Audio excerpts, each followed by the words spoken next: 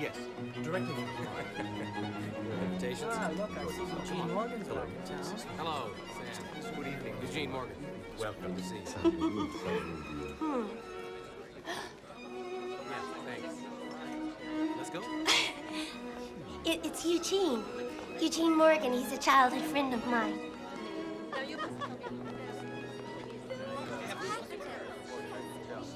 Remember you very well indeed. Isabelle. Remember you very well indeed. Remember you very well indeed. Isabelle. Eugene! Is this your boy? Yes, George, this is Mr. Remember you very well indeed. George, you never saw me before in your life, but from now on, you're going to be seeing a lot of me, I hope. I hope so too, Eugene. Where's Wilbur? He's off in the game room with the others. He never was much for parties. You remember? Yes, I remember.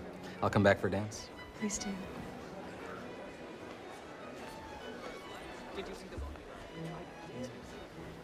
Eugene Morgan, Major Amberson. Remember you very well Of indeed. course. Of course. I'd heard you'd come back to town. Are you thinking of settling down here? I plan to, Major. Hello, Eugene. Yes. Good to see you. You look terrific. Come on, let's go to the game. Let's get out.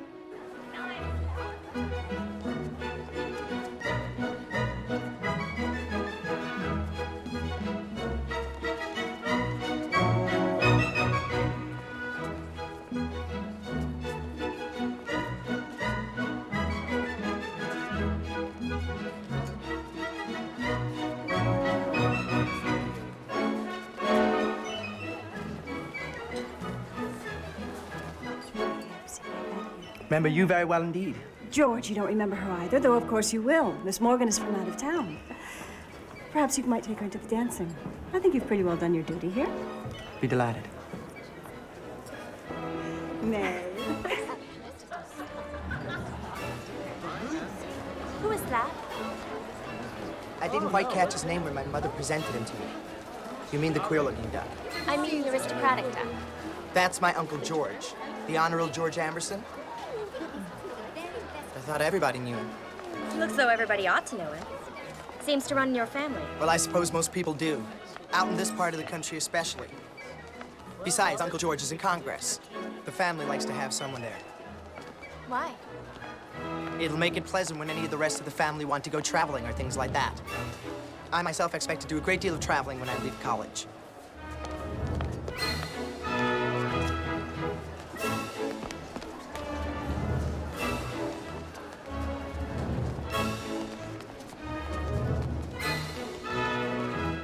I suppose he will be too when his time comes. Oh, is this Lucy Morgan? Miss Morgan, Miss Sheffield, this is my aunt, Miss Fanny Minafer. And this is Mrs. Johnson, my friend Charlie's mother. You must favor your mother, dear. I never knew her.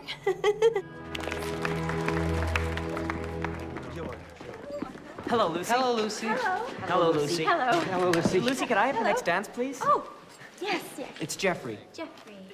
Lucy, my name is Edward, and I would love to dance with you. How about one for Fred Kinney, huh? Okay, hi, Fred. Jeffrey. Give me the next one. And the one after that. And give me every third for the rest of the evening. Are you asking? What do you mean, asking? Well, it sounded to me as though you were just telling me to give you all of those dances.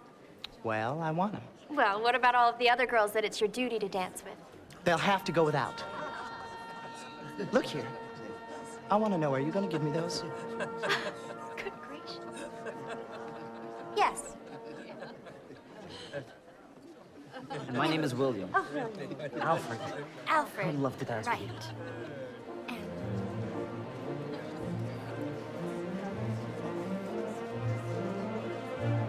I can't believe that fellow. He just sweeps in here and takes that girl right away.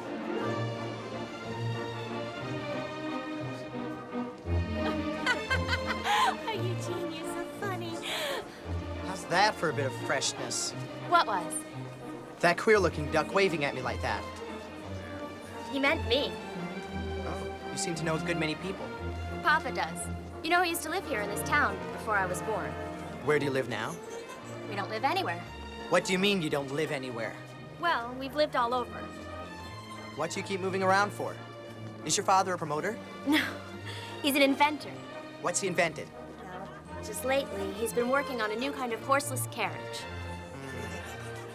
Look here. Who sent you those flowers you keep making such a fuss over? What? He did. Who's he? The queer-looking duck. Him? I suppose he's some old widower. Yes, he is a widower. I ought to have told you before. He's my father.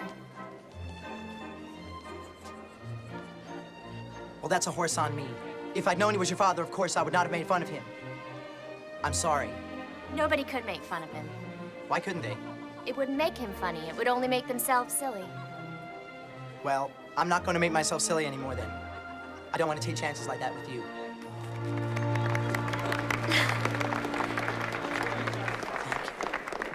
Damas y caballeros, ladies and gentlemen, directly from New York and Europe, the Forbidden Dance.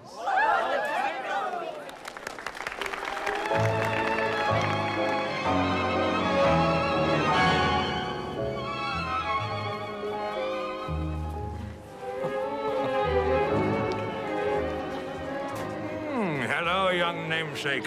Why lingers the laggard heel of the dancer? Oh, she's around here waiting for me somewhere. See here, who is this fellow Morgan Aunt Fanny was dancing with? He's a man with a pretty daughter, Georgie. Meseems you've been spending the evening noticing something of the sort. Huh? Never mind. What sort of man is he? Your question is purely mercenary, I take it. You want to know his true worth before proceeding further with the daughter? I cannot inform you, though I notice signs of considerable prosperity in that becoming dress of hers. Oh, dry up. Seems awfully at home here. The way he was dancing with Aunt Fanny. Oh, I'm afraid your Aunt Fanny's heart was stirred by ancient recollections, Georgie. You mean she was silly on him? She wasn't considered singular. He was popular. Do you take the same passionate interest in the parents of every girl you dance with? Hmm? Oh, go on.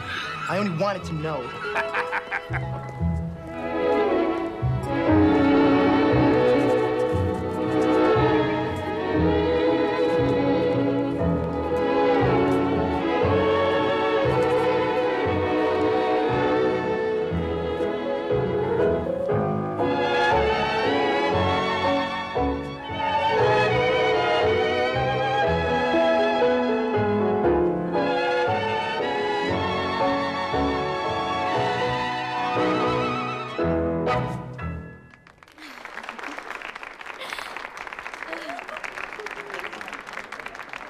Gene Morgan. Wilbur. I heard that you were in town. Oh, 20 years. Makes some difference in faces, but more in behavior. Well, my own behavior began to be different about that long ago, quite suddenly. I remember. Well, life's odd enough as we look back. Well, it's probably going to be odder still as we look forward. Tom, I heard you were in the conservatory dancing like an Indian. I leave that to my boy, Fred. He's competing with young Georgie Minafer for the prettiest girl I've seen here in some time. Those boys had a row as kids, and there's still a bitter feud between them. And between him and others. Does young Georgie dislike people generally? I don't know about generally, but there's certainly a lot of people that are glad to express their opinion about him. Oh, what's the matter with him? Too much Amberson, I suppose, for one thing. And then for another, his mother just worshipped him from the day he was born. He acts the high tin god, yet this intelligent, high-spirited woman can't see the truth of it. What does she see when she looks at him? She sees an angel. Oh, well, if she's an angel, she's a funnier woman than I thought she was. Well, perhaps, but that's what she sees.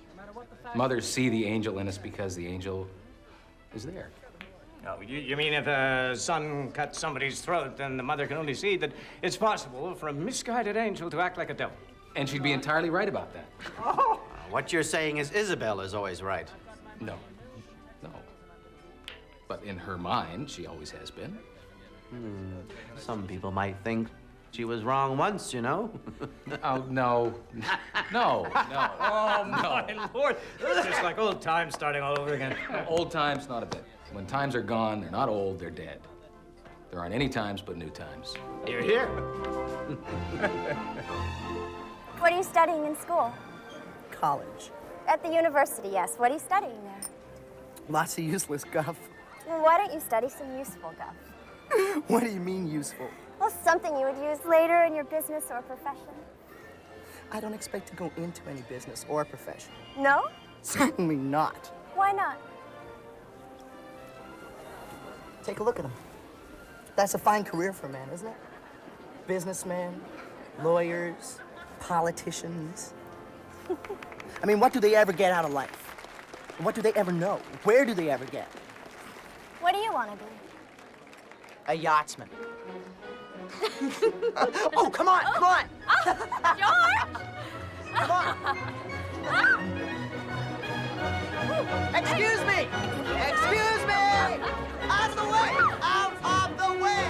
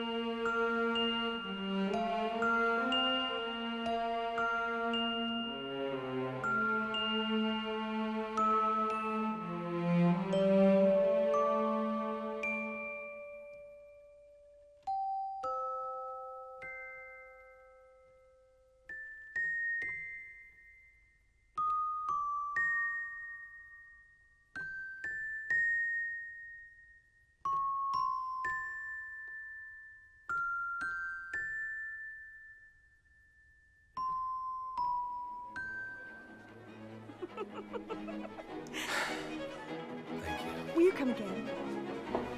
Excuse me. How lovely your mother is. I think she is. She's the gracefulest woman. She dances like a girl of 16. Most girls of 16 are bum dancers. Anyhow, I wouldn't dance with one unless I had to. Ah! Snow's fine for sleighing. I'll be by for you tomorrow in a cutter at 10 after 2. Tomorrow, I can't possibly go. If you don't, I'm gonna sit outside your gate. And if you try to go out with anybody else, he's gonna have to whip me before he gets to you. Major, thank you so much. Eugene. Thanks so much. Tremendous party. Pleasure to see you looking so well. Thank you. Are you ready, Lucy? Good night, Mrs. Minafer. Good night, Lucy. I hope we see much more of you. You'd better take this scarf, Lucy, dear. Thank you, Miss Minafer. You're welcome. Lucy? Oh, I'm coming out too. Vandy, you'll catch cold. Well, if we're gonna ride in that thing tomorrow, I want to make sure it's safe. Good night, Isabelle. Good night, Eugene.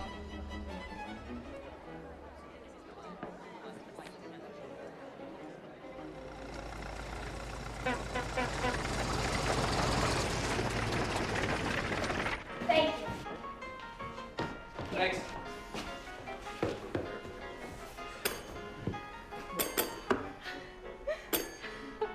Hello. Papa. Papa, do you think George is terribly arrogant and domineering? Oh, he's still only a boy. There's plenty of fine stuff in him.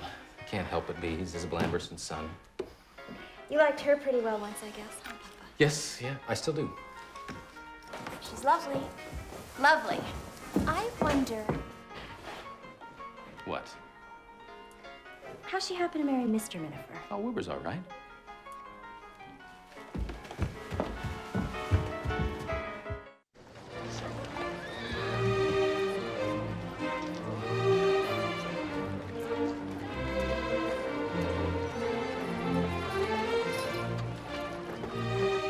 Does seem pretty much like squandering. But when you see that dog out walking with Miss Isabelle, it seems worth the money. I don't know as I know how to put this, but she's kind of a delightful-looking young lady.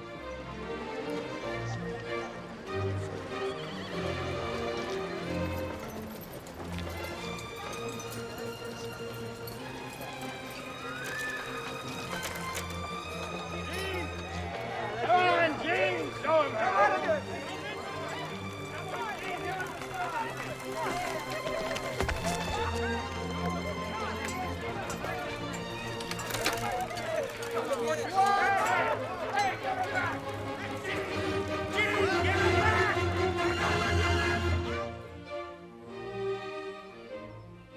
A poem.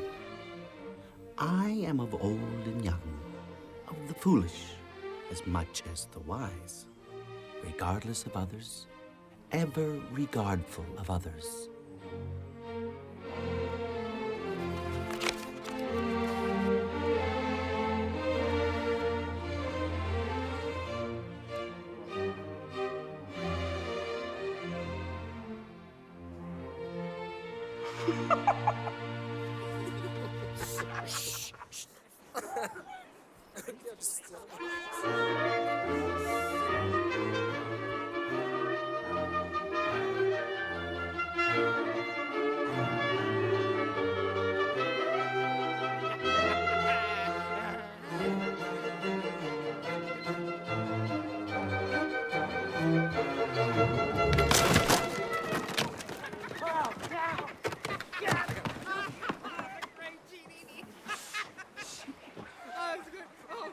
The band's gonna sound better now. It's only a minor inconvenience.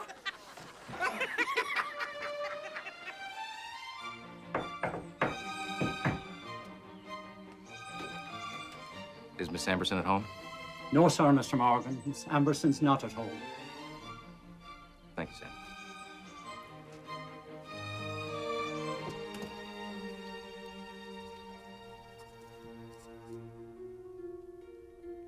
Dear Isabelle, you seem to care a great deal about double basses.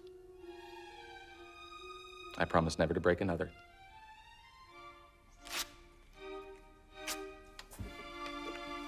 No, sir. Miss Amberson's not at home to you, Mr. Morgan. Thanks, Sam. Mr. Morgan, this time she really is out with Mr. Wilbur Minafer. Yesterday they were rowboating. Thanks, Sam.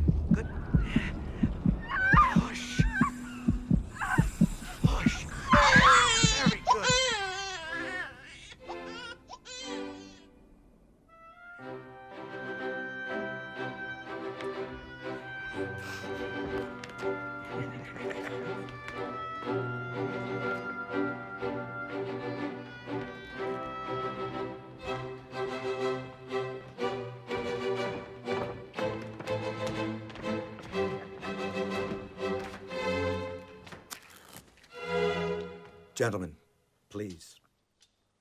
Mrs. Minafer will not be able to have any more children. I'm sorry. Good day.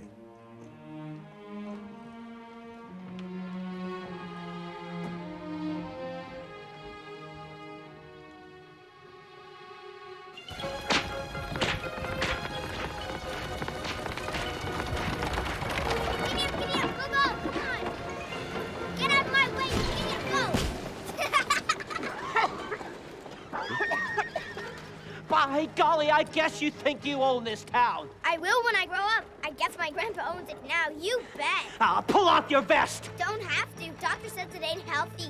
But I'll tell you what I'll do. I'll pull down my vest if you wipe off your chin. Well, I'd like to know if young George Minafer isn't spoiled enough for a whole cartload of children. Look at the girly curls. Get out of my way. Say, Bub, why'd you steal your mother's old sash? My sister stole it for me. She stole it off her old clothes on and gave it to me. I haven't got any sister. I know you have it at home. I mean the one that's in jail. I dare you to get out of that car. I'll get him, don't worry. I dare you come over here. Yeah, I dare you. Halfway here. Here I come.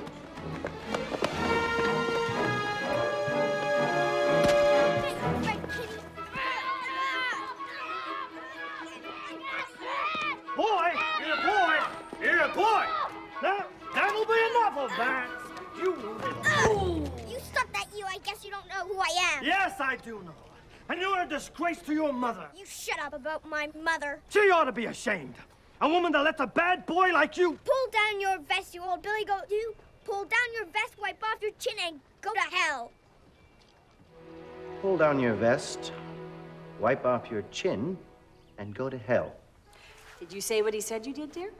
Which one? Did you tell him to go? Listen here, Mama. Grandpa wouldn't wipe his shoe on that old storyteller, would he? Georgie, don't. I mean, none of the Ambersons wouldn't have anything to do with them, would they? Come here. That's not what we're talking about. I bet if you wanted to see any of us, you'd have to go around to the side door. Please, Major. No. Yes, we would, Mama. That kind of people, I don't see why we can't say anything we want to them. No, Georgie, those were terrible words that you used. But he's just riffraff. You mustn't say so. Just promise me you'll never say bad words. I promise. All right. Go. Unless I get mad at somebody.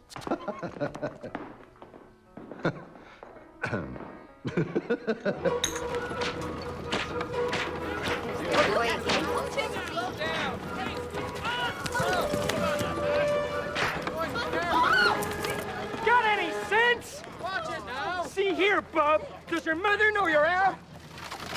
Turn down your pants, you would-be dude. Raining in dear old London.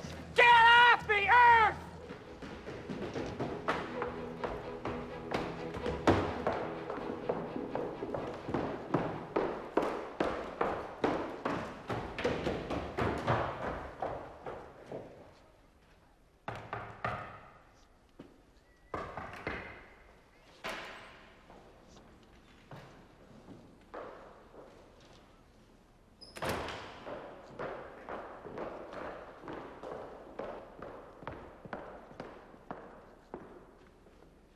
Welcome, friends of the Ace.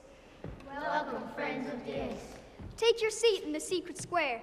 We will now proceed to... Look here, Charlie Johnson. What's Fred Kinney doing in the president's chair? Didn't you all agree I was to be president just the same, even if I was away at school? All friends of the Ace will take their seats. I'm president of the FOTA now, George Minafer. This meeting will now proceed... No, it won't. You put down that gavel. It belongs to my grandfather. I was legally elected here. All right. You're president. Now we'll hold another election. We will not. We'll have our regular meeting and then we'll play euchre. A nickel a corner. That's what we're here for. Who's the founder of the FOTA, if you please? Who got the janitor to let us have most of this furniture? You suppose you could keep this clubroom a minute if I told my grandfather I didn't want it for a literary club anymore? I'd like to say a word on how you members have been acting, too. If that's what you want, you can have it. All in favor of having a new election, say aye. Aye. All in favor of me being president instead of Fred Kinney, say aye. Aye. The ayes have it. I resign.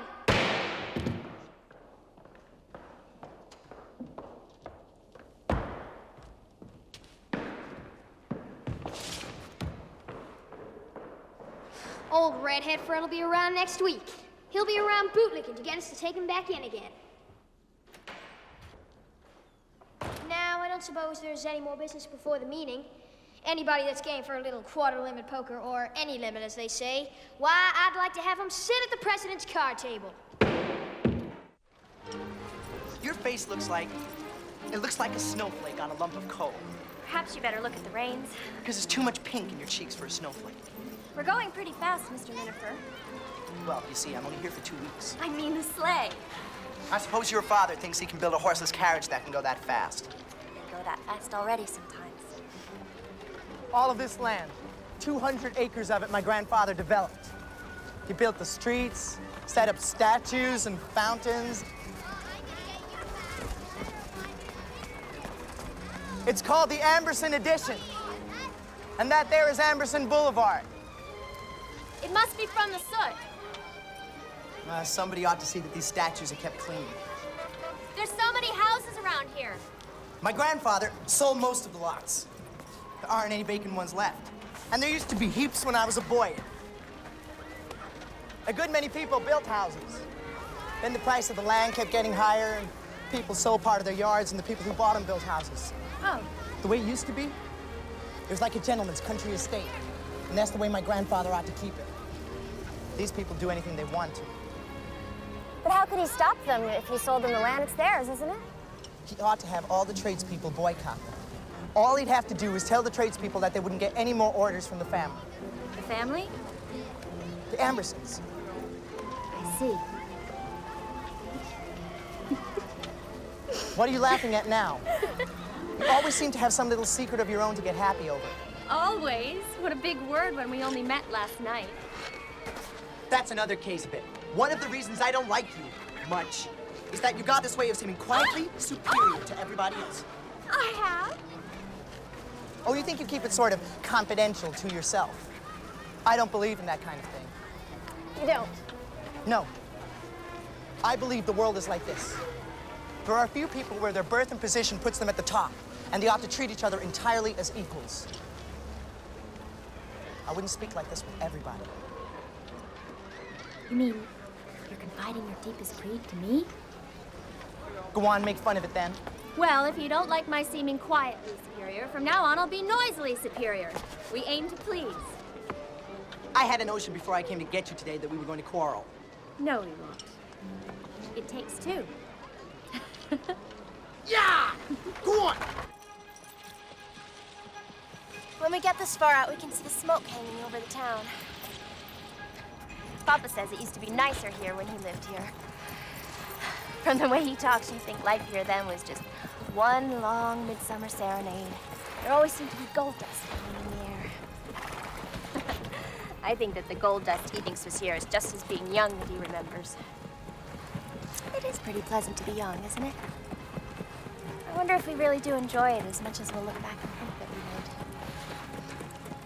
we would. You're a funny girl. But your voice sounds pretty nice when you think and talk along together like that. Hey, look at that old sewing machine. Hey, that's Father's car. And there's your mother and Miss Minafer and Mr. Amberson. Go on, get on! Get a horse! Get a horse! Look out, there's a ditch on the right!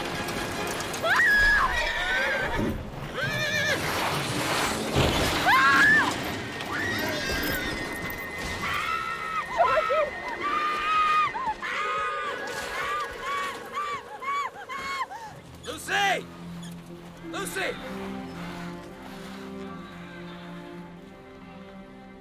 They're all right. Snowbank's a feather bed. There's nothing the matter with them at all. Georgie! Georgie! Oh, yeah, Georgie! Oh, don't make a fuss. Now to see underneath like a below. Let me get the snow off you. No, leave me alone, Mother. God, you mustn't catch cold. Mother, you're embarrassing. Stop it. Your neck. Stop George drives. That darn horse! I wouldn't bother about Penn Dennis, Georgie. He'll be home a long time before we are. Because all we've got to depend on is Gene Morgan's broken-down chafing dish yonder. We'll go. What? All aboard. All aboard. Get in the car. Get in the car. I walked along the Patagonian with an independent air. You can hear the girls declare he must be a millionaire.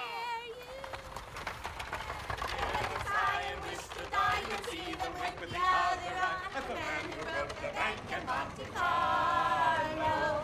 You can hear them sigh and wish to die. You can see them at the other eye. At the man who robbed the bank in Monte Carlo.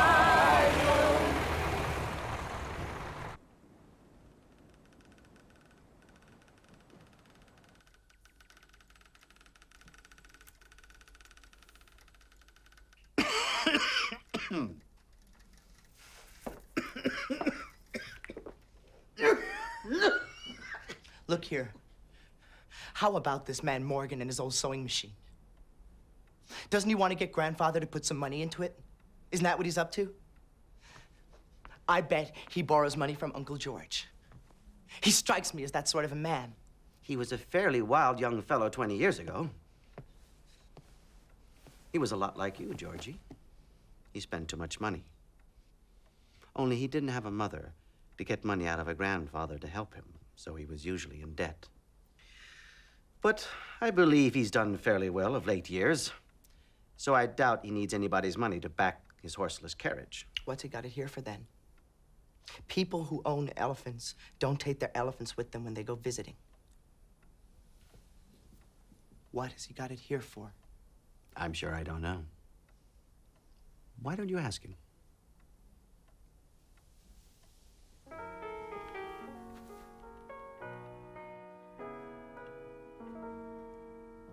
While strolling through the park one day, in the merry, merry month of May, I was taken by surprise by a pair of roguish eyes. In a moment, my poor heart was stole away. They seem to be getting along a lot better than they did at first, those two children.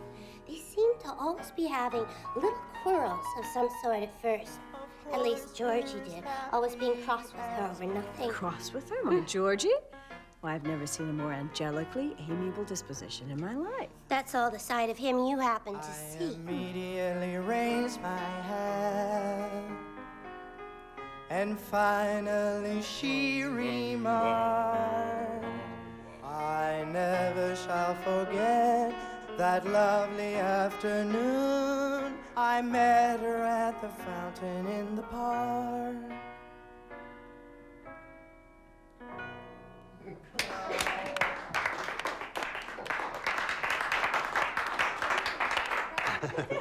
Would you join me in a drink, Eugene? Oh, no, thank you, Major. Oh, that's right, you don't. Not since a certain run-in with a double bass. Well, well, hardly anybody drinks nowadays. Almost. Perhaps it's just as well. Thank you. Things used to be livelier. The fact is, if you hadn't broken that double bass, Isabelle would never have taken Wilbur. That may be the only reason Wilbur got her.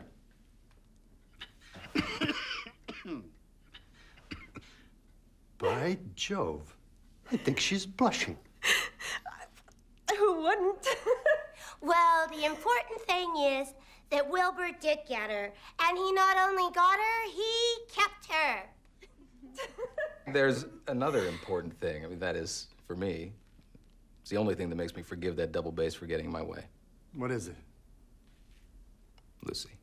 Here, here. Lucy.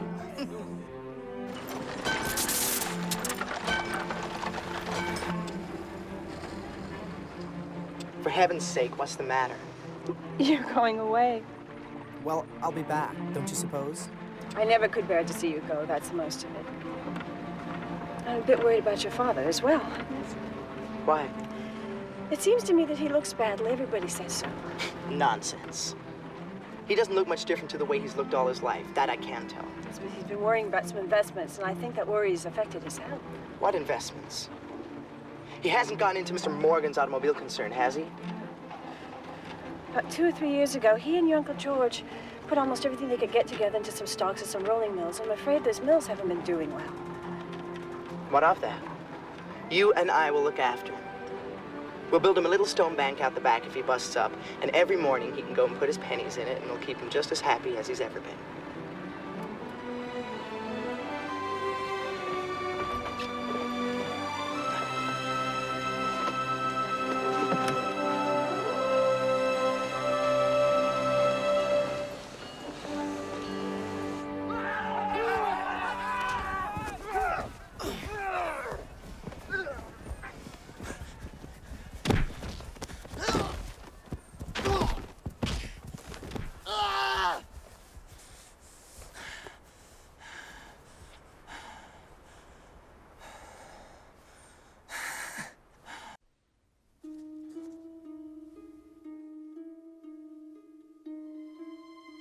I look out on the campus from my many-paned window, and things are different with me from the way they were back in freshman year. I can see now how boyish I was in many ways back then. I believe what has changed me as much as anything was my visit home and meeting you. And so I sit here with my faithful Briar and dream old dreams over, as it were, dreaming of the waltzes we waltzed together and of the last night before we parted and the good news you were going to give to me there. And that I would find my friend waiting for me when I got home next summer.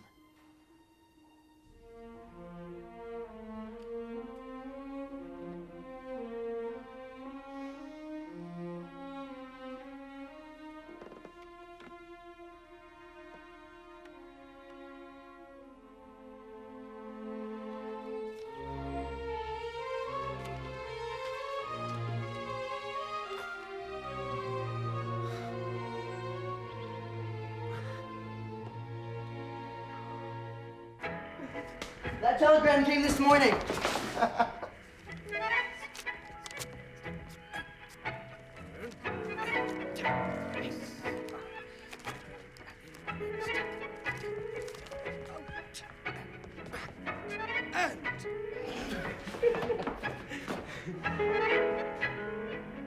It's not bad news.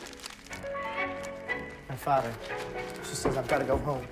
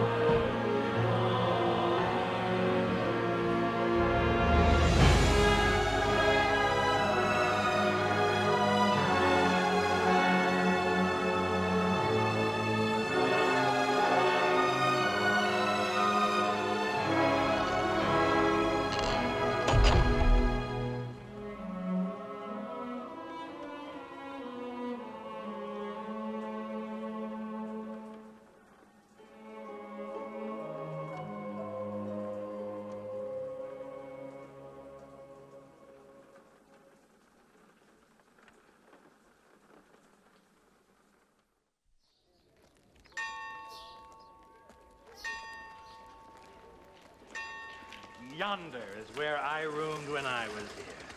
I don't know whether George would let my admirers place a tablet to mark the spot or not. He thinks he owns all of these buildings now, you know. Didn't you, when you were here? Oh. Like uncle, like nephew. Oh, I wonder if I was like that. Oh, look at the swell. You don't suppose every Anderson has to go through it, do you? Well, at least half of it is a combination of youth and good looks and college. And even the noblest Ambersons get over their nobility, come to be people in time. It takes more than time, though. I should say it did take more than time. It's charming, isn't it? They're so eager and confident, all these boys. It's touching. Of course, youth doesn't know that it's touching. Do you know what I think whenever I see all these smooth, triumphal, young faces? I always think, oh, how you're going to catch it.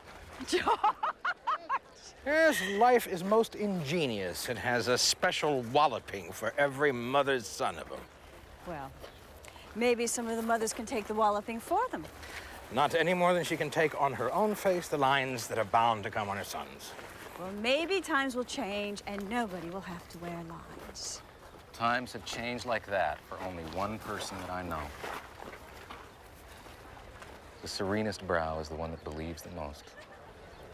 In what? In everything. I believe. I believe I do. Oh. Isabelle, you're a foolish person. There are times when you look exactly 14 years old. God gracious. What will your crowd be doing after graduation? Don't you think being things is rather better than doing things? Rather better. And what are these things that's so superior and beautiful to be? Oh, family and all that. Being a gentleman, I suppose. Where have the children got to? Yes, where is that proprietor of the universe? Oh.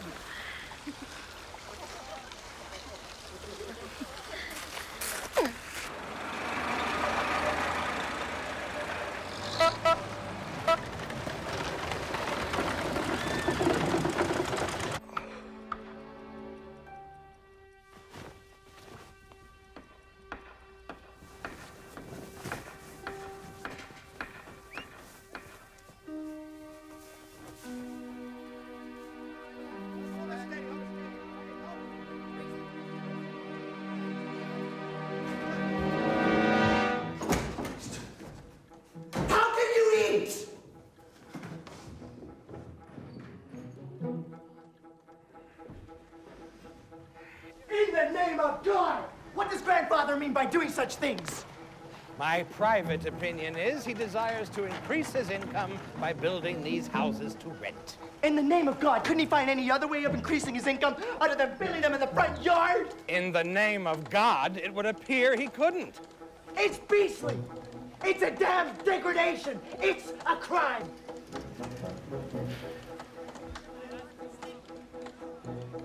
Your mother said not to tell you until we got home, so as not to spoil commencement. You rather feared you'd be upset. Upset? I should think so. Your mother knows you rather well. And your mother was right. Was right. Ah!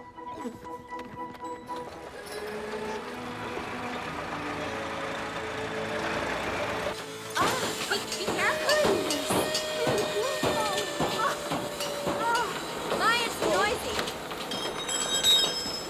All this noise seems to be good for you. Perhaps you ought to tour a factory every time you get the blues. Oh, she doesn't get the blues, George. I never saw a person with a more even disposition in my life. I wish I could be like that. Oh, Eugene. Oh, it makes us all so happy. Dear old Eugene. Fanny, take his hand. There. Now, if Brother George were here, Eugene would have 3 of his oldest and best friends congratulating him all at once. It's just beautiful, Eugene.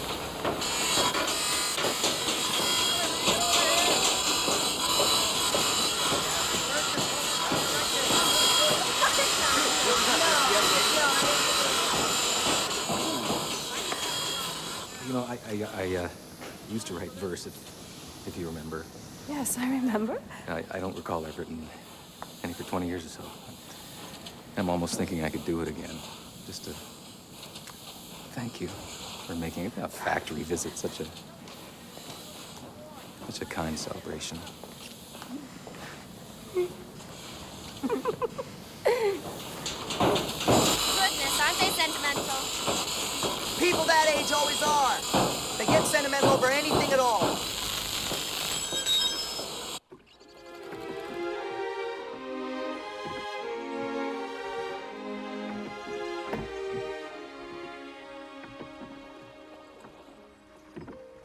I quite enjoyed part of that tour. The assembly of the engine? No. You whispering to me.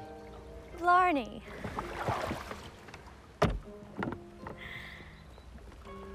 No, don't. Don't. I know when you let us drift like this, it's so you can give all of your attention to proposing to me again. Lucy. Dear, what's the matter? You look as if you were gonna cry. You always do that whenever I get to talk to you about marrying me.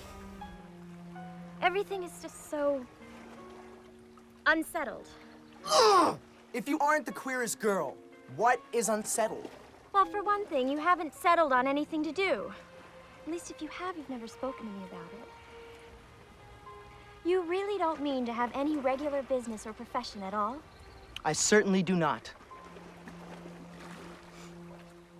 I was afraid so. So that's it, is it? It's your father's idea that I ought to go into business and that you oughtn't to be engaged to me until I do. No, I've never once spoken to him about it, never. But you know, without even talking to him, that's how he feels about it. Yes.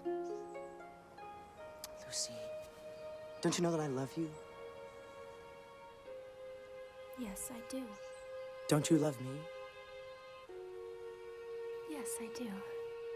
Lucy, let me tell my mother when I get home that we're really engaged. No, Because of your father. Oh, because it's better. Isn't it your father? It's his ideals I'm thinking of. Yes.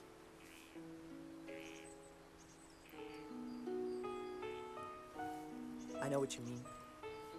But I dare say I don't care for your father's ideals any more than he does for mine.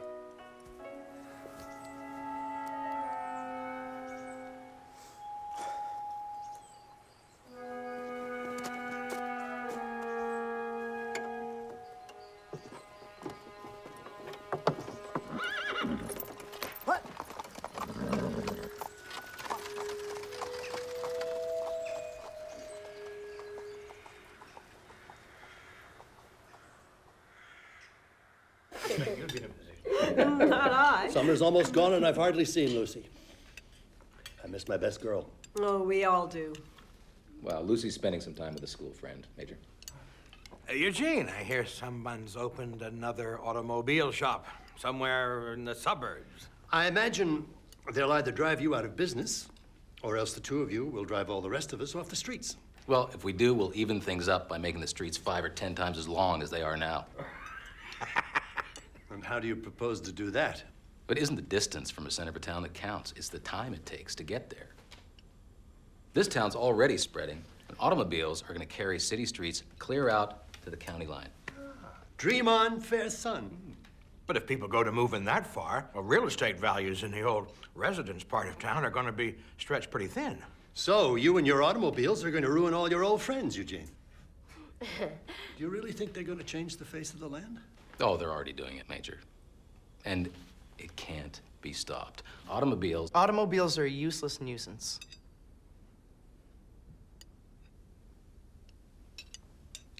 What did you say, Georgie? I said all automobiles are a nuisance. They're never going to amount to anything more than a nuisance, and they had no business being invented.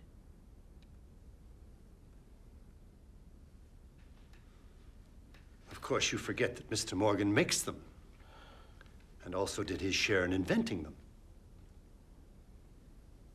If you weren't so thoughtless, he might think you rather offensive. That would be too bad. I don't think I could survive it.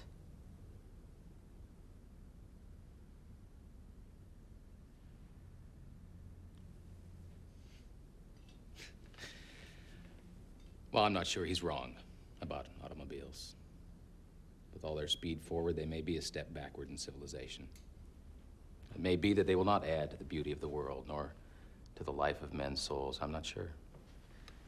But automobiles have come, and almost all outward things are going to be different because of what they bring.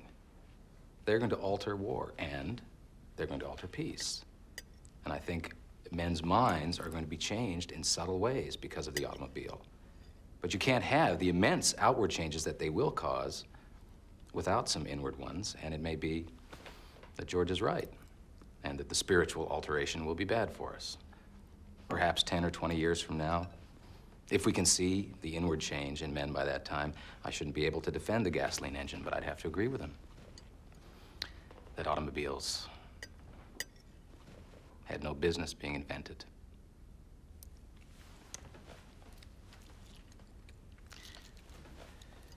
Well, Major, I hope you'll excuse me. I have a prior engagement, and much as I'd prefer to linger, I bid you all a good evening. Good evening. Good night.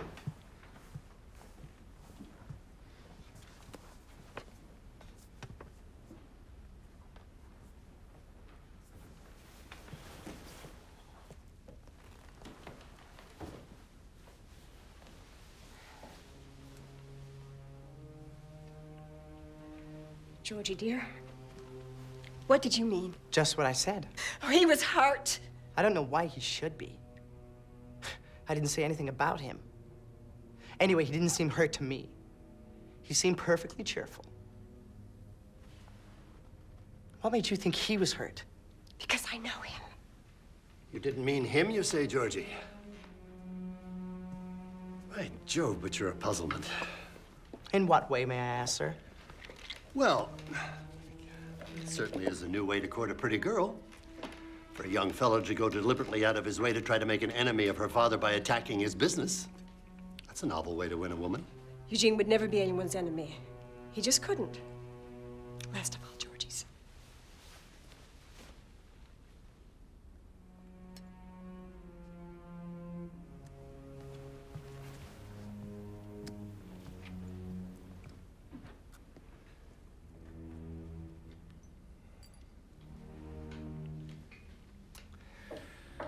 Well, that certainly wasn't a successful dinner. I've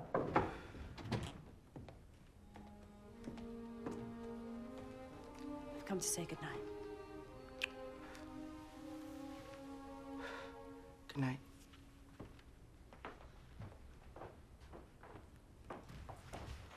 You needn't look so worried, old lady.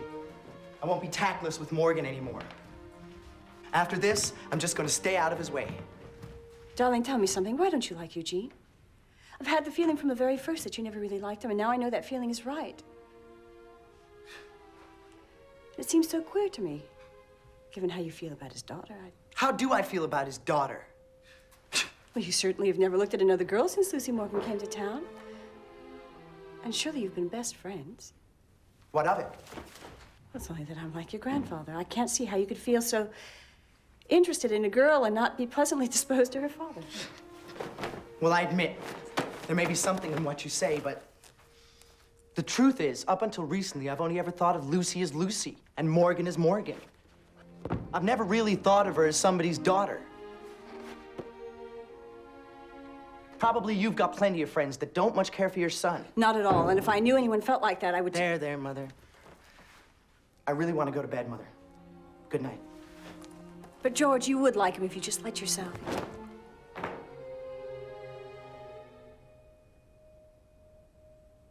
Let's not talk of it anymore. Good night, old lady. Good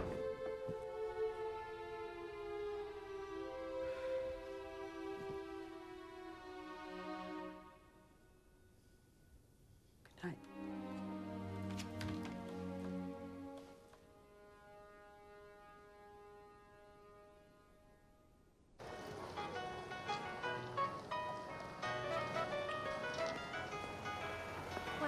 Hello, George.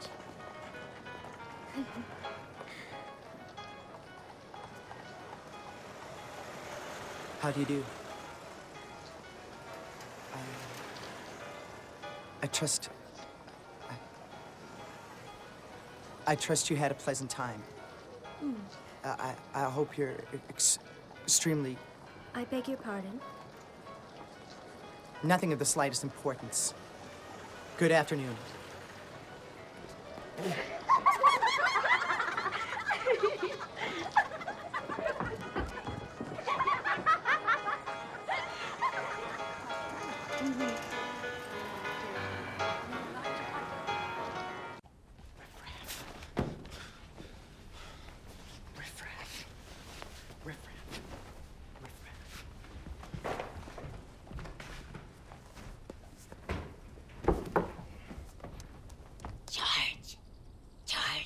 Now, what on earth do you want?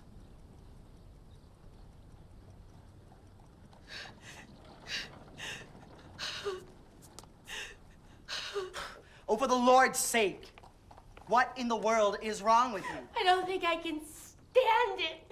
You wouldn't treat anybody in the world this way except for old Fanny.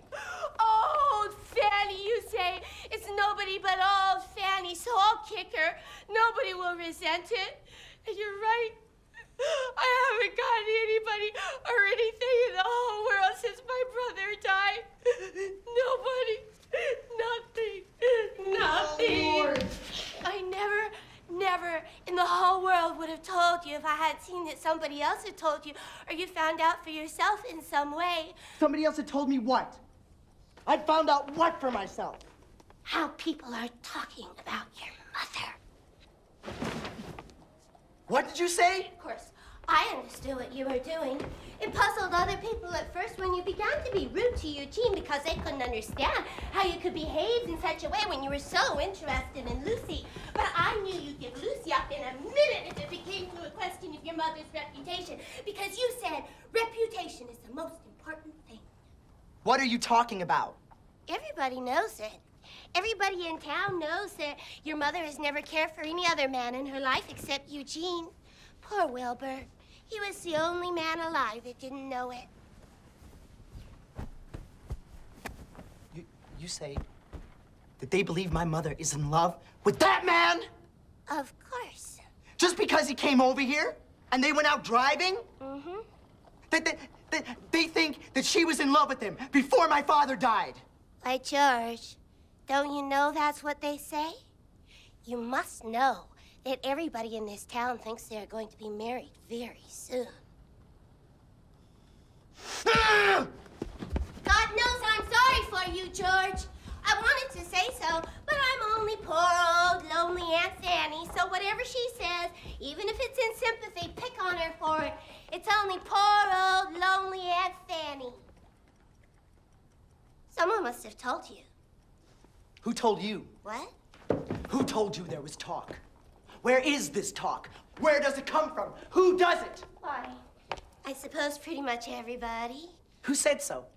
Huh. Where did you get hold of it? Answer me! I hardly think it would be fair to give names.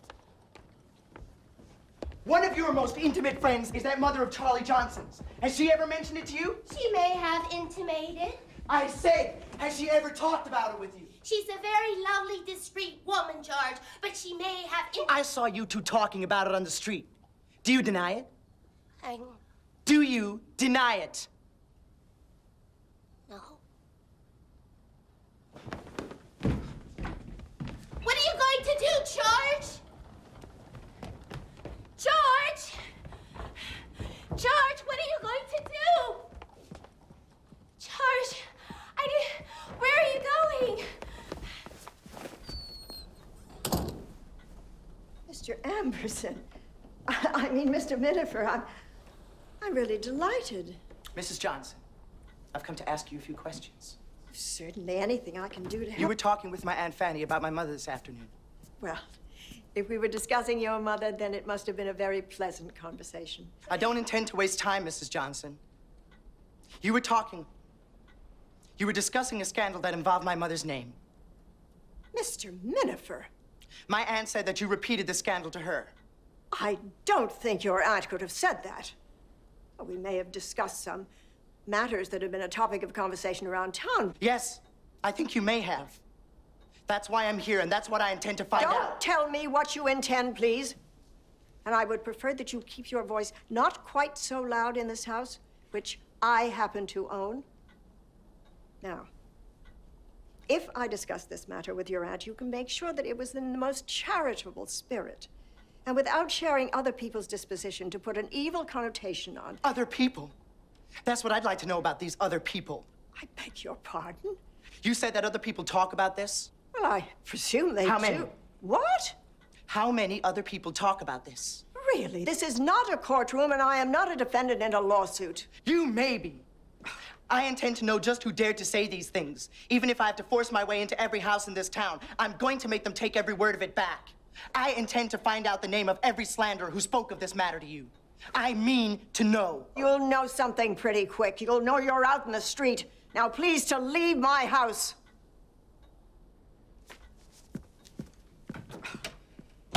Oh, now you have done it.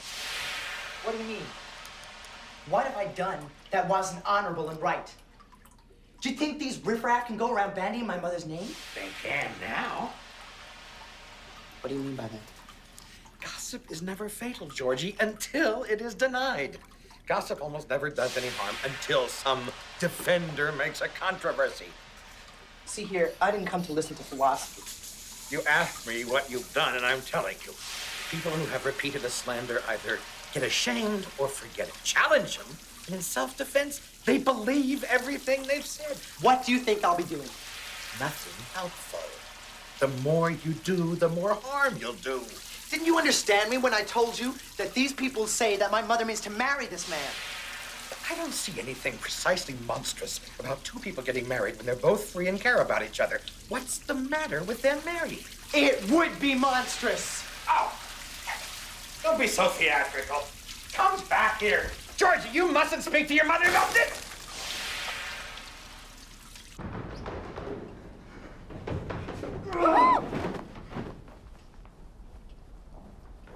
Get out of my way!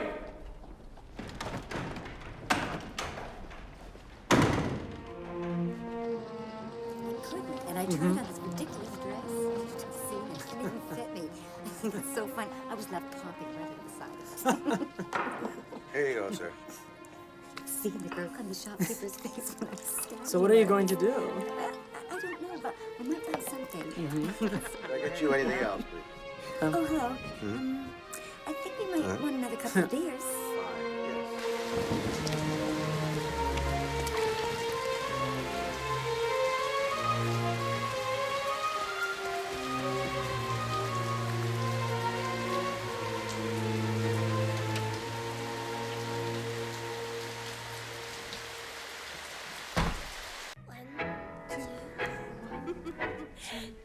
Twist, twist.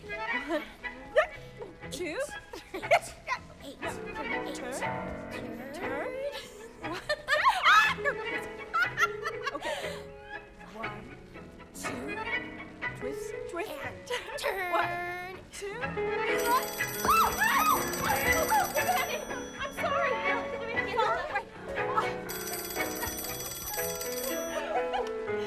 Yes. Oh, it's you. Oh, indeed, I should. Of course. Oh, well, then I'll expect you around noon. Yes. All right, I'll see you then. Goodbye till then.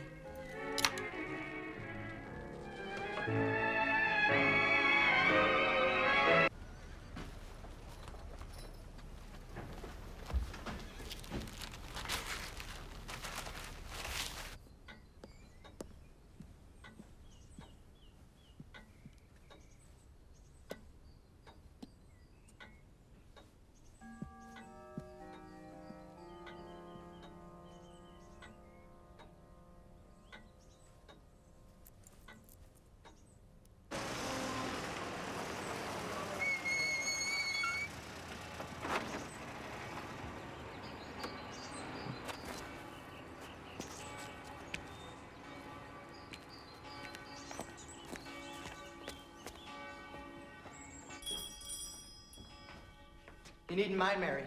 I'll see who it is and what they want. Probably it's only a peddler. Thank you, sir, Mr. George.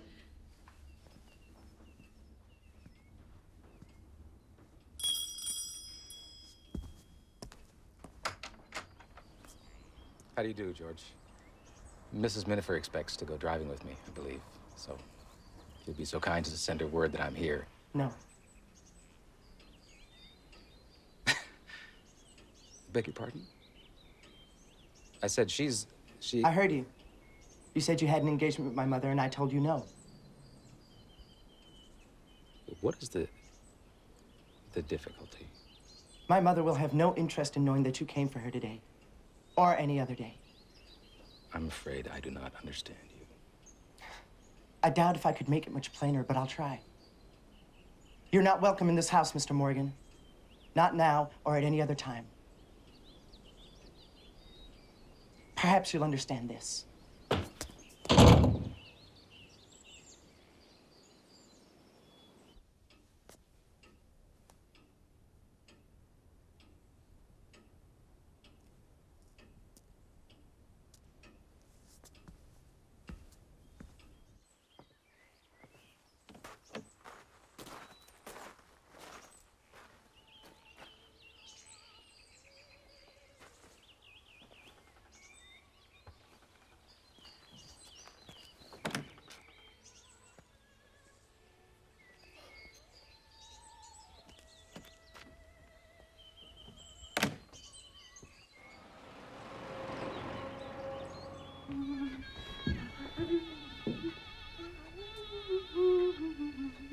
Oh, Georgie!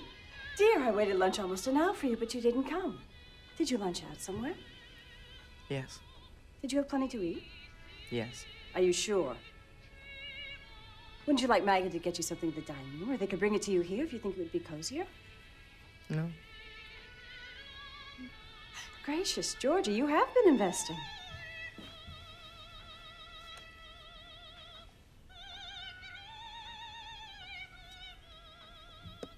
It was very nice of you, Georgie. I ought to have had it framed myself when I gave it to you.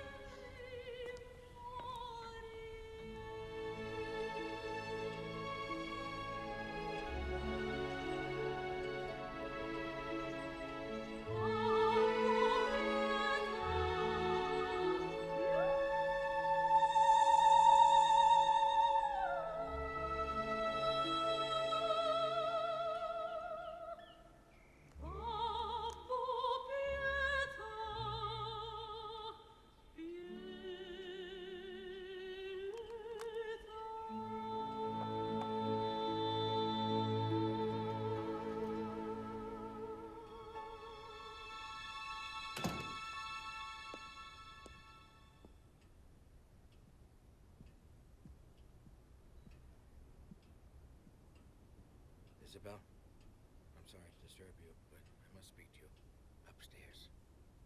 I don't mean to be mysterious, but recent events compel me to speak to you about a very, very serious matter.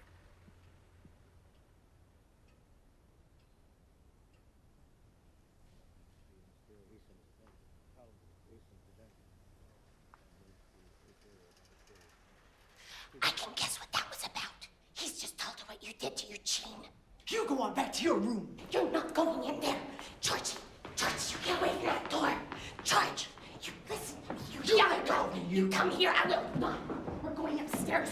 You're going to the top of the stairs and you're going to leave them alone for a change. Go on. This is ridiculous. It's ridiculous. It's like squabbling at the door of an operating room. You sit down and you hush up. There. I thought you knew about everything. If I even dreamed you'd go out making a big tragedy of it all. Look here, it seems to me you've been taking a pretty different tack. And now, you haven't done anybody any harm. Isabelle was really a good wife to Wilbur, and she was always true to him, and I'm not doing myself a bit of good. I'm just going around and ruining them. I suppose you think I'm doing that. Yes. Yes, I do. On the contrary. I'm trying to save my mother from a great calamity. I think there's something you ought to know, George. I would leave your mother alone if I were you.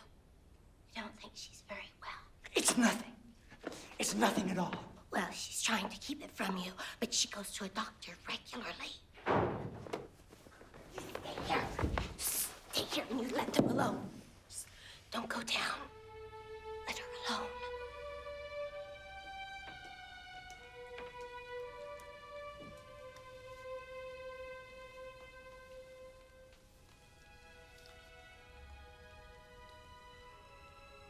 One thing you could never doubt, beloved boy. You know, I could never care for anything in the world as I care for you. Never. Never. No matter what happens.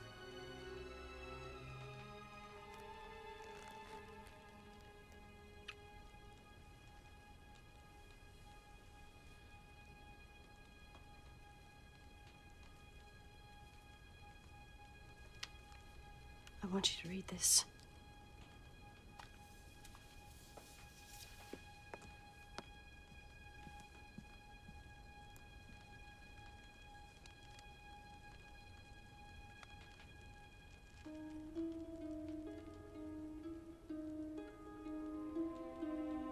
Dearest one, yesterday I thought the time had come when I could ask you to marry me, and you were dear enough to say someday it might come to that. But now we're faced, not with slander and not with our own fear of it, because we haven't any, but with someone else's fear of it. Your son's. And, oh, dearest woman in the world, I know what your son is to you, and it frightens me. I don't think he'll change. 40 can't tell 20 about this. 20 can find out only by getting to be 40. And so we come to this, dear. Will you live your own life, your way, or George's way? I'm saying too much for wisdom, I fear. But oh, my dear, won't you be strong? Such a little, short strength it would need. Don't strike my life down twice, dear. As this time I've not deserved it. The worst of it is, he thinks he's been such a hero. And Isabelle does too. She goes about overseeing the packing and pretending to be perfectly cheerful about what he's making her do. And all the while, it's almost killing her. What he said to your father.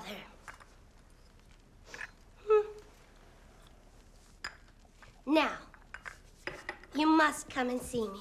After they've gone, of course. I'll go crazy if I don't see something of people. Oh, I'm sure you'll come and see me as often as you can. I know you too well to think you'll be sensitive about being reminded of George. You're much too well balanced to let anything affect you deeply about that. Oh, that monkey. Where's your father? I should say goodbye to him before I go. He's just stepped out, I'm afraid.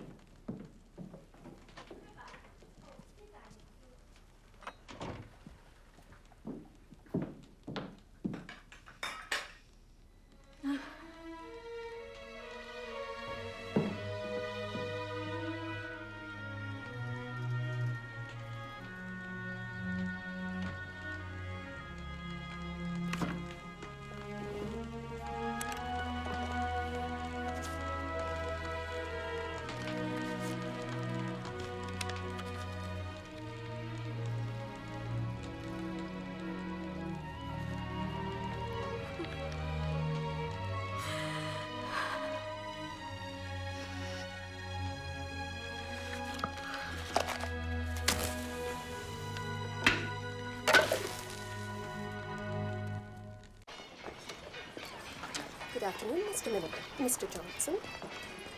Hello, Susanna. Hello, Charlie. How are How's you? your mother? Oh, she's the same. Well, I hope she's on the mend. Well, we hope so, too. Yeah, the doctor's in to see her. Oh, well, that's good. Just look what I bought instead. That's lovely.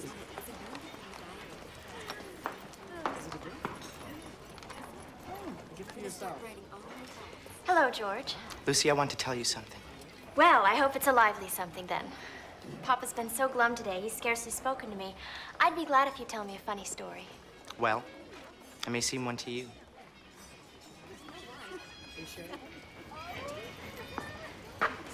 To begin with, you went away and you didn't even let me know. Not a word, not even a I line. know, I just trotted off for some visits. Well, at least you could have said something. Why, no. Don't you remember, George? We'd had a terrible quarrel and hadn't spoken to each other all the way home from a long, long drive, and... Well, as we couldn't play together like good children, of course it was plain that we oughtn't to play together at all. Play? Yes. Oh, what I mean is that, well, we'd come to the point where it was time to quit playing. Whatever we were playing. At being lovers, you mean, don't you? Something like that. It was absurd. It needn't have been. No, it couldn't help but be. The way I am and the way you are, it could never have been anything else.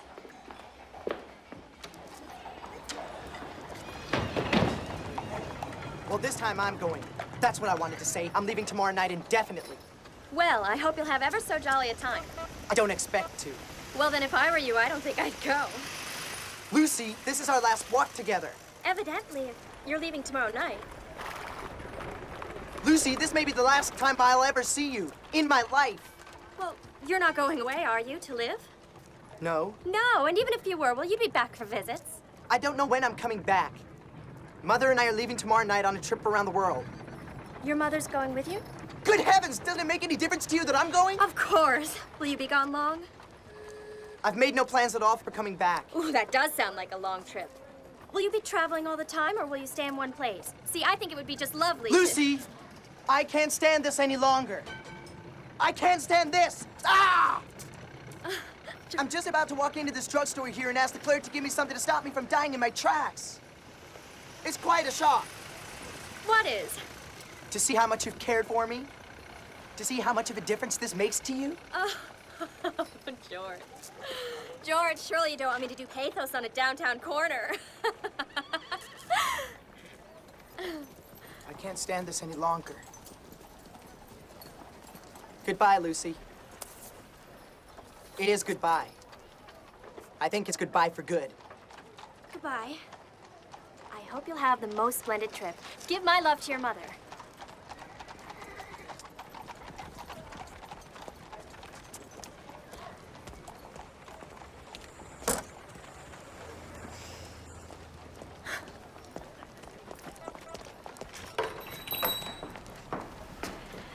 Please, let me have a few drops of aromatic spirits of ammonia in a glass of water.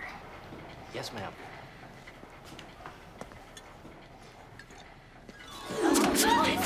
For gosh sake, miss. Are you all right, Lucy? My dearest George, thrilled by your news. I'm so looking forward to your visit. Dear, dear Fanny, we are so happy to have George with us. Dear Father, what fun to be in Venice with Uncle George. I wish you were here with us. I trust this finds you well. I miss you, Isabelle. Dear Frank Bronson, we've offered prayers here today for Father's health. Fanny, my dearest, how we all wished you had been here with us. I shall be so sad to see George go.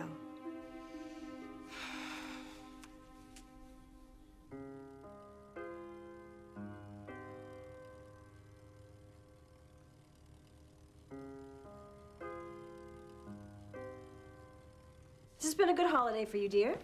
Oh, I suppose so. Why? It's pleasant for people my age to know that people your age realize they're happy. People your age? You know, you don't precisely look like an old woman, Mother. No. I suppose I feel about the same as you do inside. But time really does fly. Perhaps it's more like the smoke and sky. What do you mean? Time being like the smoke and sky. I mean, the things that we have and that we think are so solid, they're like smoke. And time is like the sky the smoke disappears into. You know how Aretha smoke curls up from a chimney and it seems all thick and black and busy against the sky as if it were going to go on forever and do such important things. And you see it getting thinner and thinner. And then in such a little while, it isn't there at all. Nothing is there but the sky sky just keeps on being the same forever.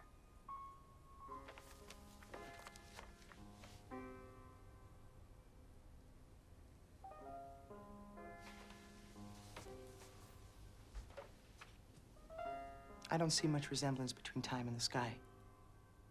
But I do see why you like Lucy Morgan so much. You do talk the same wistful, moony way sometimes. We do. I don't mean to say I minded in either of you, because I quite like to hear it. Anyway, I've got a lot to read while you romance.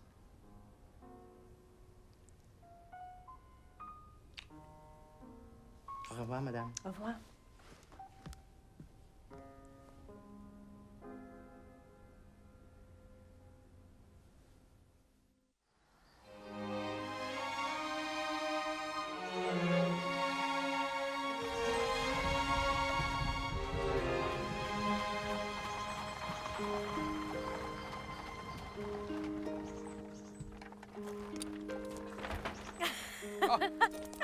Welcome back. I wonder if history's going on repeating itself forever. Here's the Amberson mansion again, only it's your father who's built this one now. Oh, you're pretty refreshingly out of the smoke up here. Yes, until it comes up and we have to move out farther. No, somebody else will move out farther. You'll stay here. I found Isabelle as well as usual, only I'm afraid as usual isn't particularly well. What do you mean by that? I'm afraid she hasn't been really well for several years. She's rather alarmingly short of breath for a slender person. Of course, she makes nothing of it, but it seemed rather serious to me. I told her I thought she ought to make George let her come home. Let her? Does she want to? Well, she doesn't urge it. George seems to like the life in Paris. He's quite a swell. But in spite of anything she said, I know she does want to come. She'd like to be with Father, of course, but I think well, she intimated one day that she feared she wouldn't get to see him again. I thought at first she was referring to his age and feebleness. Later, it struck me she was actually thinking of her own state of health. I see. And you say he won't let her come home? Oh, I don't think he uses force. He's very gentle with her. I doubt if the subject is mentioned between them. And yet, knowing my interesting nephew as you do, wouldn't you think that was about the way to put it? Knowing him as I do? Yes. Yes, I should say that is about the way to put it. Elle est très malade.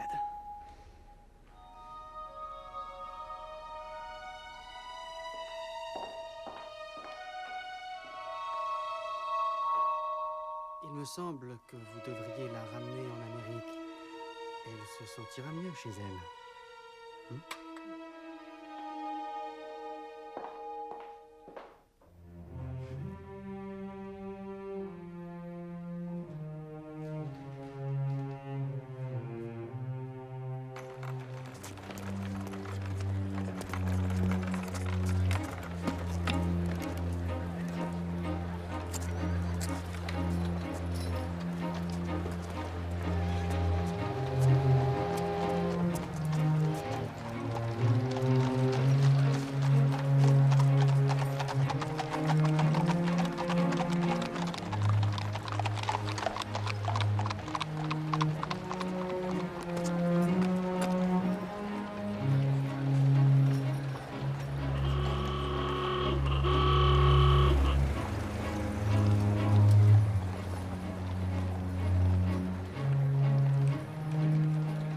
It's changed.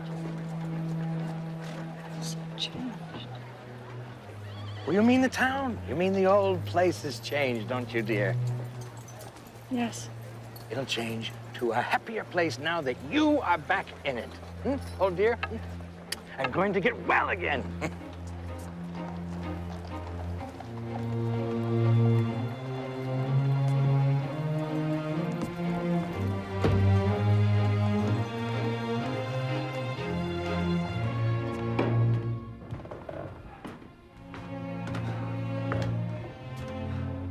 When are they gonna let me speak to my daughter? They told me to stay out of the way when they carried her in. Said it might upset her. I wish they'd let me go in there and speak to her. I think she wants to see me. Jay, you must get something to eat. I know she'd want you to. I have things ready in the kitchen. I know she'd want me to. You'd better go on down. I don't want anything to eat.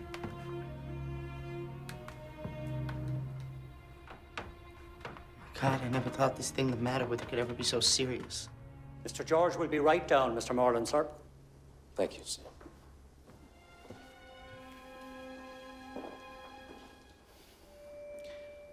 I've come to see your mother, George. I'm sorry. No. Not this time, George. I'm going up to see her. The doctor said she has to be kept quiet. Well, I'll be quiet. I don't think you should, Eugene. The doctor said she's...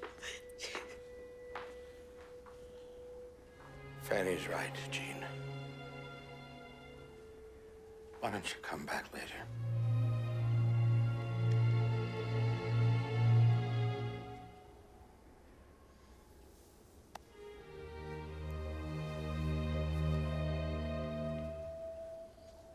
All right.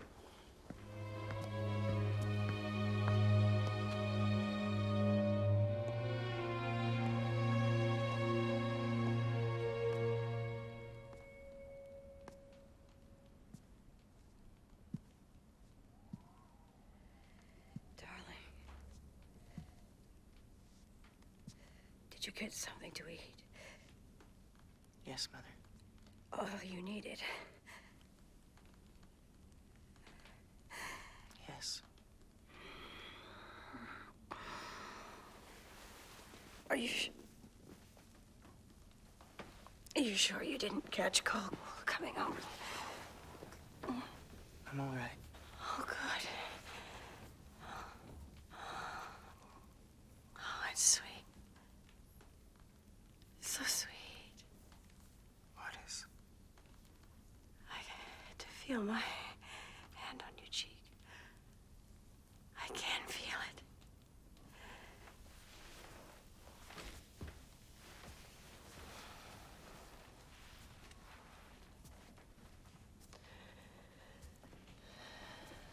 I wonder if Eugene and Lucy know we've come home. I'm sure they do. Did he ask about me? Yes, he was here. Is he gone? Yes, he's gone.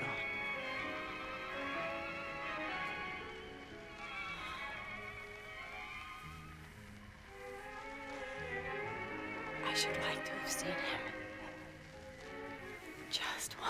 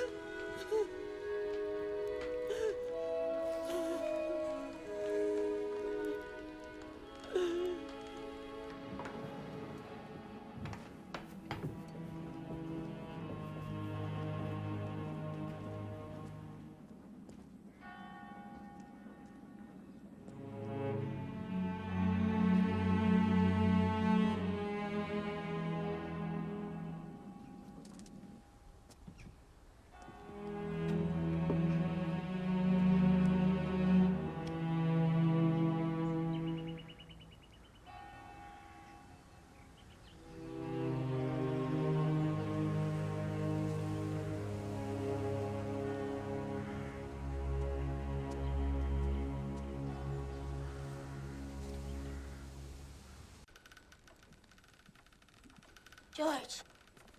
George, you startled me. I could hear you walking up and down in your room. You're at it almost every night. I know your mother would want you to rest. I wanted to tell you once more that what I did was right. What? About everything. I think she was happy in her life, and it is my only consolation. She had a good husband, and all the comforts and luxuries that anybody could have had.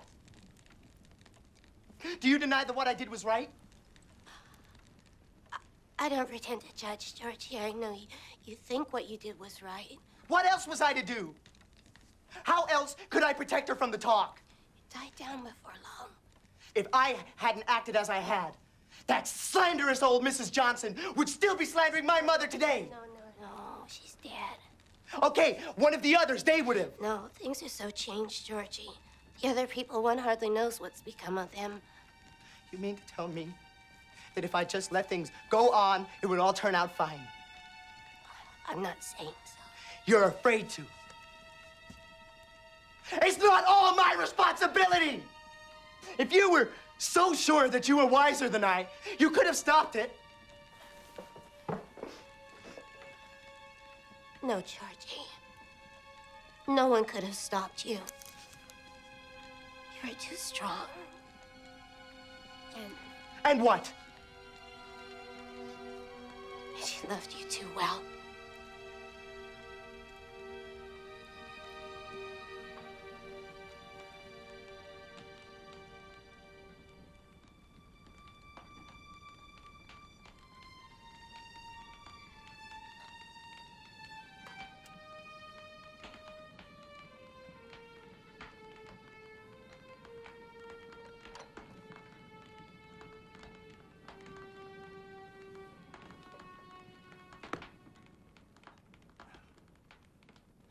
Must be in the sun. Wasn't anything here but the sun in the first place. And the earth came out of the sun. We came out of the earth. So whatever we are, we must have been in the sun. We go back to the earth that we came out of. The earth will go back to the sun that it came out of. Time means nothing. Nothing at all. So in a little while, we'll all be back in the sun. Together.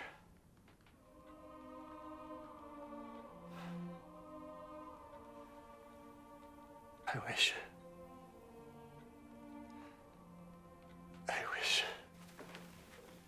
Did you want anything, Grandfather? What? Would you like a glass of water? No. I don't want anything.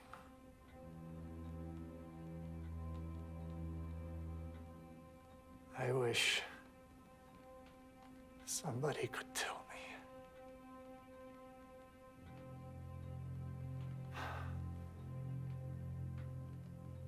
This is the last will and testament of Major George Amberson.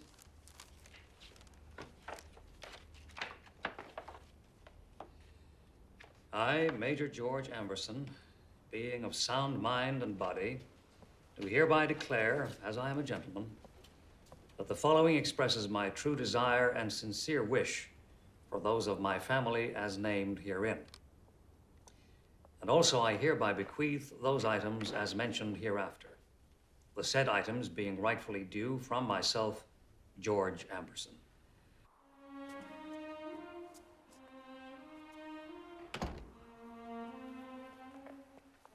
So much for the great Amberson estate. I guessed it. As an expert on prosperity, my career is disreputable. But as a prophet of calamity, I deserve a testimonial banquet. Oh, we'll survive, Georgie. You will, especially. I'm a little too old and too accustomed to falling back on somebody else for supplies to start a big fight with life. But an ex-congressman can always be pretty sure of getting a consulship. I'll live pleasantly enough. Pitcher of ice under a palm tree. And I'll manage to send you $50 every now and then.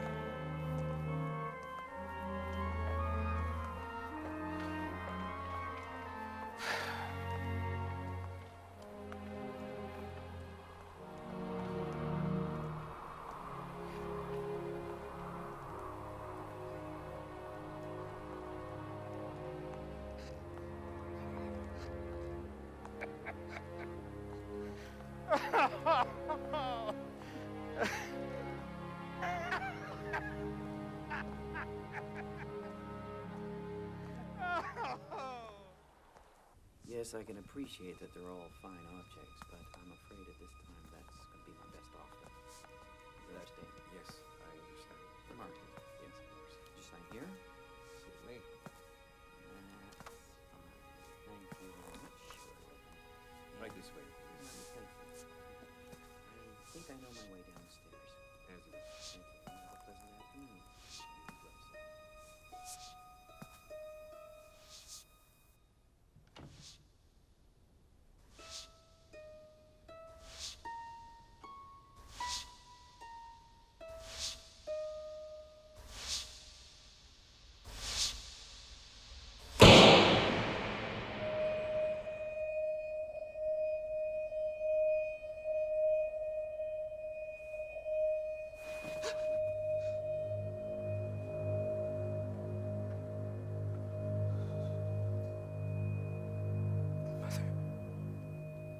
Forgive me.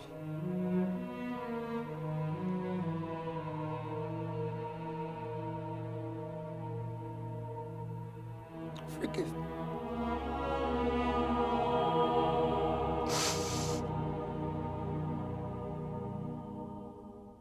Porter, please. I may not see you again, Georgie. It's an odd way for us to be saying goodbye. One wouldn't have thought it, but here we are, two gentlemen of elegant appearance in a state of prostitute.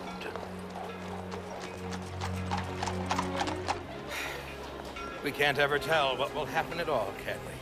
Please take my dog. Once I stood where we're standing now to say goodbye to a pretty girl. Only it was in the old station before this one was built. We called it the Depot. I was wild about her, and we were to be married. But she had to go abroad first, and when we came to say goodbye to each other, we knew we wouldn't see each other again for almost a year. Well, I thought I couldn't live through it. I don't even know where she lives now, or if she is living. If she ever thinks of me, she probably imagines I'm still dancing in the ballroom at Amberson Mansion. Whiskey twice. Life and money both behave like loose quicksilver in a nest of cracks. And when they're gone, you can't tell where or what the devil you did with it. I believe I'll say now, I've always been fond of you, Georgie. But I can't say I've always liked you. But you've received a pretty heavy jolt, and you've taken it pretty quietly, and with my train coming into the shed, you'll forgive me for saying there have been times when I thought you ought to be hanged. But I've always been fond of you, Georgie. And now, I like you. And just for a last word, there may be somebody else in this town who's always felt about you that way, fond of you, I mean. You might try to, hello, I must run. All aboard!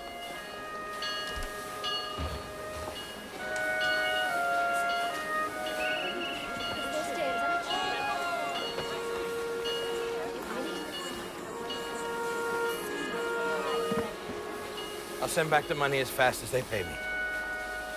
So, goodbye. God bless you, Georgie.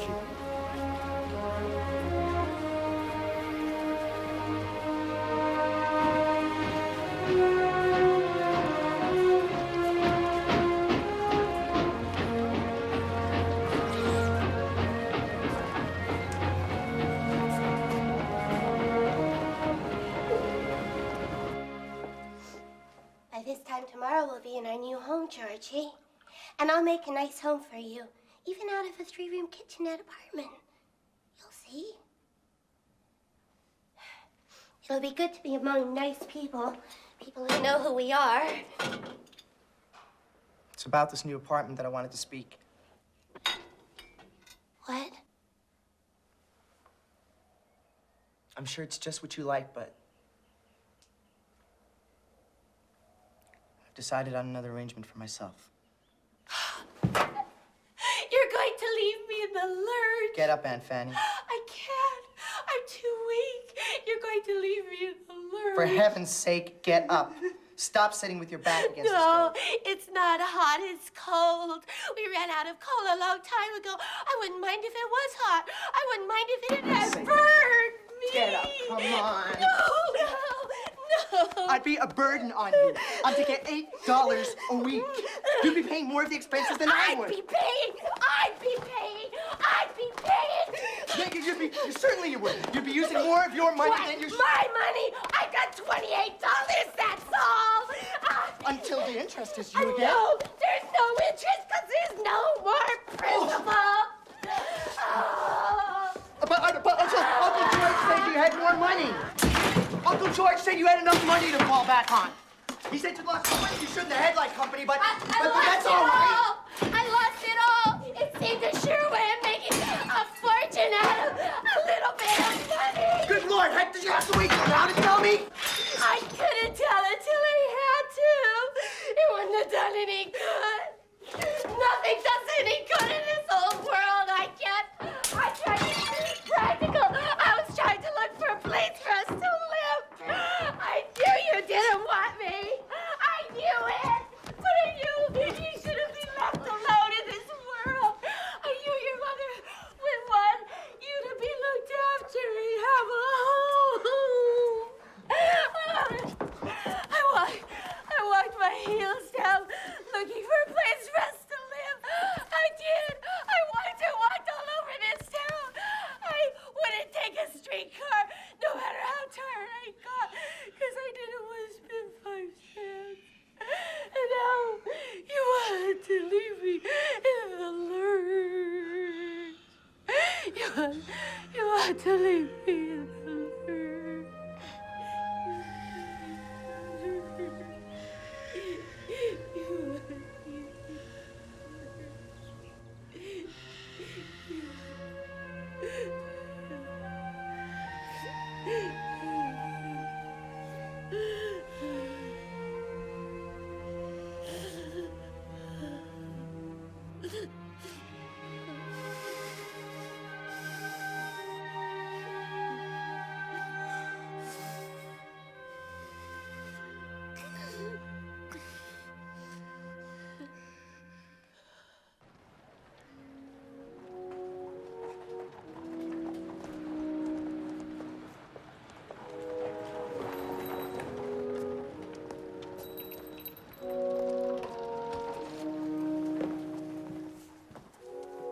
Here it is, our civic history, sir, the latest version. Please let me know if you need anything else.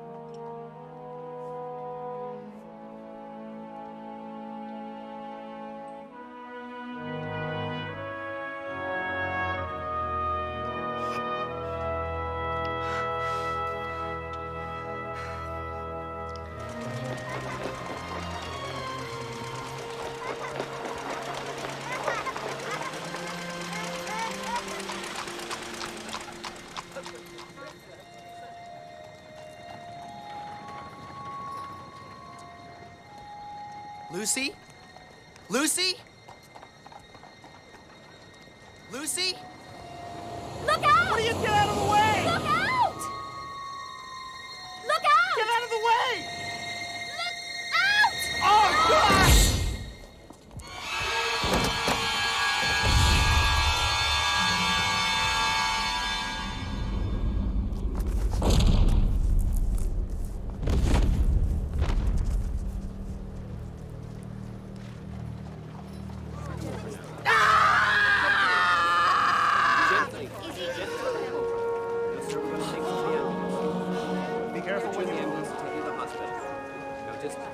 You want me to send you to a private hospital?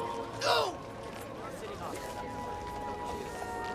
Take me to the city hospital. 1, 2, 3. I swear, he was just standing right in the middle of the road. That's right, I saw it. We all saw it.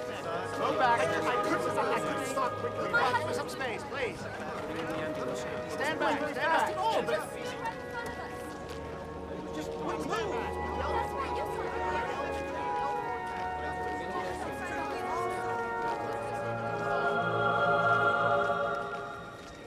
Some would call it progress. I call it shame. Well, those darn machines shouldn't be allowed on the street as far as I'm concerned.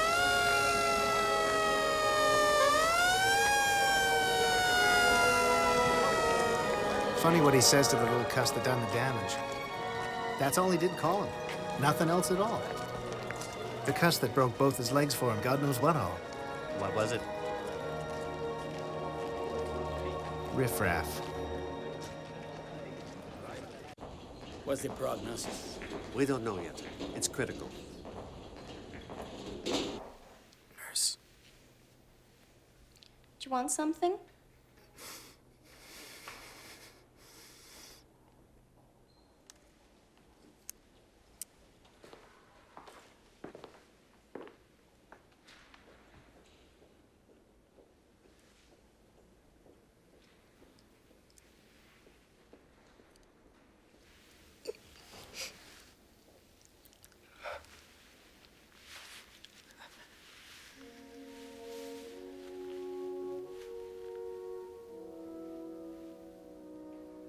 There's nothing in this family business.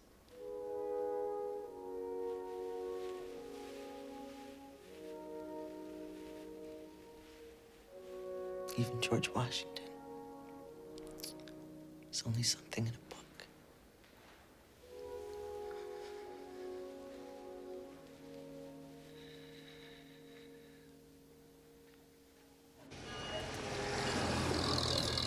I'll not go home now, Harry. Drive to City Hospital. Yes, sir. Miss Lucy's there. She said she expected you'd come there before you went home. She did. I suppose Mr. Minafer must be pretty bad. I understand he's liable to get well, though, sir.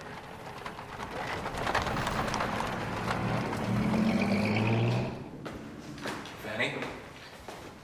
Oh, Eugene.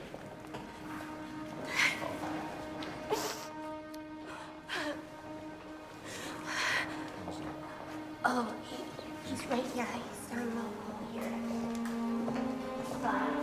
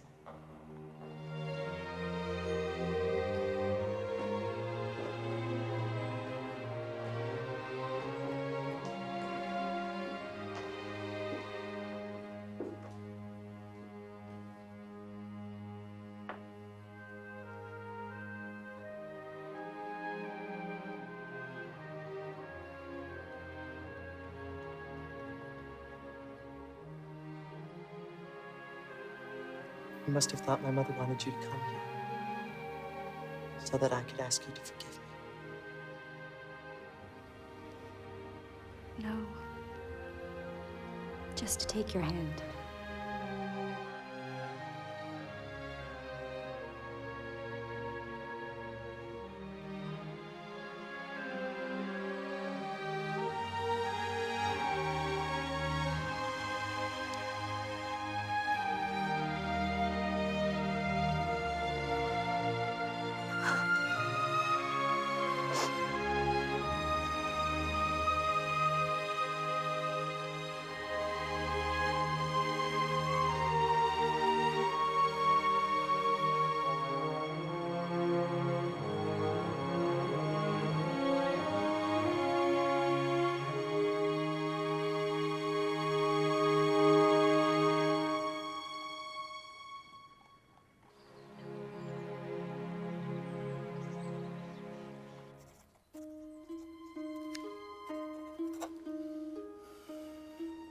Dearest Isabelle, your boy was hurt a few days ago in a street accident. Run down by an automobile. At first, I thought I wouldn't go to see him at the hospital, but of course I did. I thought it would be hard not to be bitter. But I found it was easy. He looked so much like you, dearest one. As I came in, he said, "You must have thought my mother wanted you to come so you could ask me to forgive you." Lucy sat beside him, radiant. But for me, another radiance filled the room. And I knew that I had been true at last to my true love. And that through me, you had brought your boy under shelter again.